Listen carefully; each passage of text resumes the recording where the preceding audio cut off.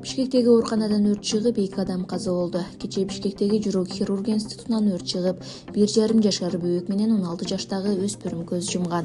Саламаттыкты сактоо министрлигинин соңку маалыматы боюнча, улуттук кардиология борборунун жандандыруу бөлүмүндө азыр 11 бейтап жатат. Анын 4-өө балдар, 2-өөнүн абалы өтө оор. Ал эми улуттук госпиталда 2 бейтап дарыланууда, абалы орто оор. Өрт чыккан ооруканадагы бейтаптар эне жана баланы коргоо борборуна дагы эвакуацияланган. Алардын абалы туруктуу деп бааланууда. Мындан тышкары эске ууланы өрттөн 9 адам жабыркаган, алардын 7-өө медик болсо 2-өө бейтаптарды карап жаткандар. Баарынын абалы канааттандырарлык.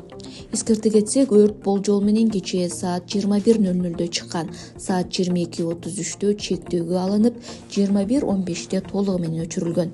Кардиология борборундагы өрт фактысы боюнча кылмыш иши козголду.